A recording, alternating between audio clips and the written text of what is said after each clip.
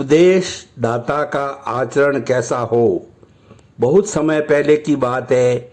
एक स्त्री अपने पुत्र को लेकर एक महात्मा के पास आई और कहने लगी, महाराज, ये गुड़ बहुत खाता है।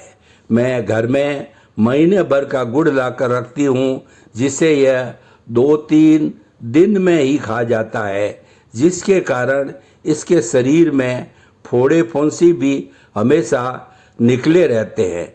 और यह है कि डॉक्टर के मना करने पर भी गुड़ छोड़ना तो दूर कम भी नहीं करता है। अतः आप मुझे कोई ऐसा उपाय बताइए जिससे ये गुड़ खाना बंद कर दे। यह सुनकर महात्मा बोले, ठीक है बहन, इसे कल ले आना। अगले दिन जब वो स्त्री पुत्र को लेकर उनके पास आई तो उन्होंने लड़के से पूछा, क्यों भाई, तो गुड़ ज़्यादा खाता है? उसने कहा, हाँ खाता हूँ। महात्मा ने कहा, तू गुड़ खाना बंद कर दे, वरना तुझे भयंकर बीमारी हो सकती है, जिससे तेरे प्राणों तक पर संकट आ सकता है।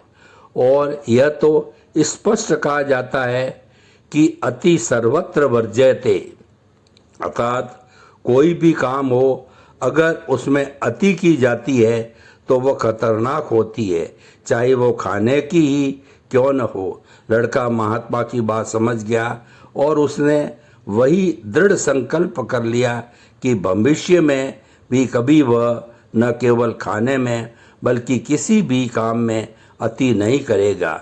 यह सब देख सुनकर लड़के की माँ कुछ चिंतित होते हुए बोली, महाराज, बस इतनी सी बात थी, तो यह तो आप कल भी बता सकते थे।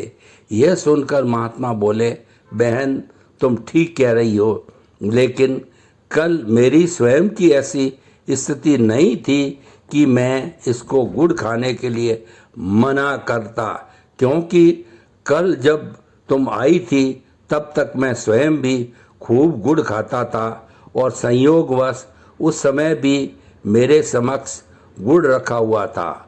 उस समय अगर मैं इसको ये कहता कि तुम गुड़ मत खाओ तो ये भले ही कुछ कहता नहीं, अपितु मन ही मन यह अवश्य सोचता कि देखो, खुद तो गुड़ खाता है और मुझे मना करता है, तब भला यह मेरी बात को कैसे मानता।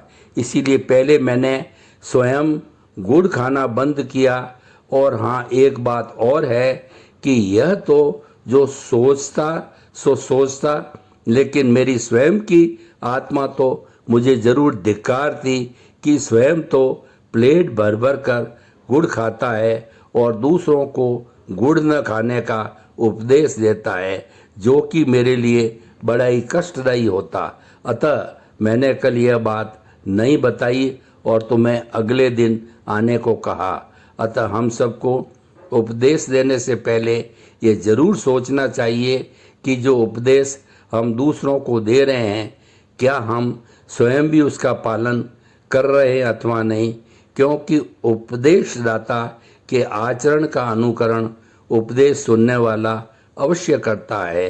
जिस प्रकार शिष्य गुरु का अनुकरण करता है, कहा भी जाता है कि शिष्य अपने गुरुजनों के शील यानी आचार विचार का अनुसरण करते हैं।